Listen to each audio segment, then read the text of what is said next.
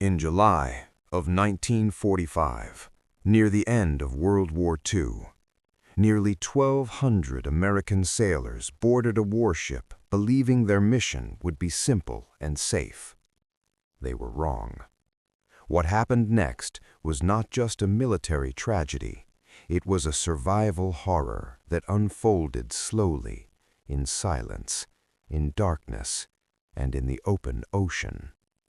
This is the true story of the USS Indianapolis. The secret mission. The USS Indianapolis was one of the fastest heavy cruisers in the United States Navy. It had survived countless battles and was considered nearly unstoppable. In late July 1945, the ship was assigned a classified mission. The crew was not told what they were carrying.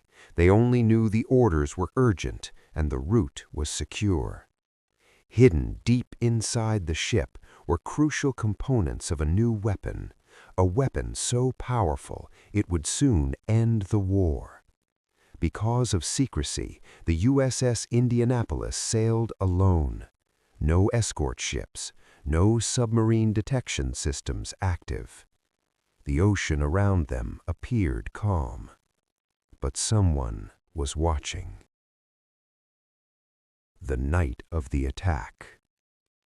Just after midnight on July 30th, in the pitch-black waters of the Philippine Sea, a Japanese submarine known as I-58 locked onto the ship. There was no warning. 2 torpedoes were fired. The first struck the fuel tanks, the second ripped through the center of the ship. The explosion was massive. Fire shot into the sky, metal tore apart, men were thrown into darkness. In less than 12 minutes, the USS Indianapolis disappeared beneath the ocean. No distress signal was sent, no help was called. The sea closed over the ship. Alone in the ocean. Around 900 sailors survived the sinking.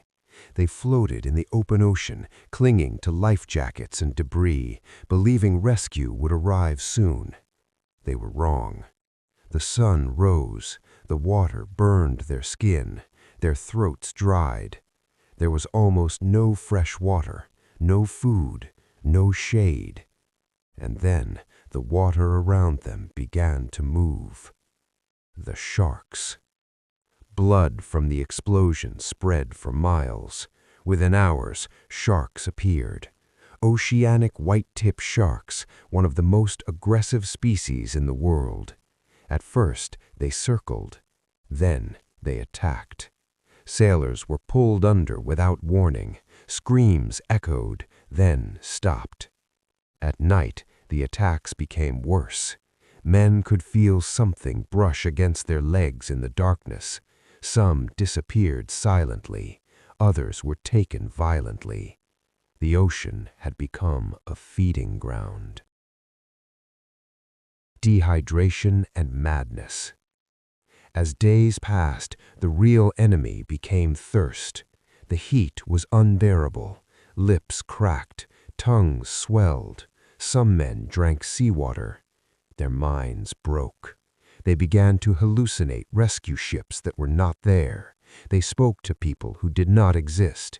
They swam away chasing illusions and never returned. Friends watched friends die slowly from dehydration, exposure, exhaustion, and fear. The ocean was endless, and no one was coming. Forgotten by the Navy. Unknown to the men in the water, a terrible mistake had been made. The Navy never realized the ship was missing. Because of a clerical error, the USS Indianapolis was not reported overdue. The sailors were officially listed as still on duty. They had been forgotten. For 4 days and 5 nights, the survivors floated in silence, surrounded by death. The discovery. On the fourth day, by pure accident, a U.S. Navy patrol plane spotted something unusual in the water. Men, alive. Rescue was finally called. Ships rushed to the area, pulling survivors from the sea. But it was too late for most. Out of nearly 1,200 sailors, only 316 survived. The ocean had claimed the rest. The aftermath. Instead of honoring the crew, the Navy searched for someone to blame. The ship's captain, Charles McVeigh, was accused of failing to zigzag, a maneuver that might have avoided the attack. Years later, the Japanese submarine commander testified that zigzagging would not have saved the ship. But the damage was done. Captain McVeigh lived with guilt for decades. In 1968, he took his own life. Ending. The USS Indianapolis did not fall in a heroic battle. It sank in silence. Its crew did not die fighting an enemy, but fighting the ocean, their minds, and time itself. This was not just a military disaster. It was one of the darkest survival horrors in human history. And the sea remembers every soul it takes.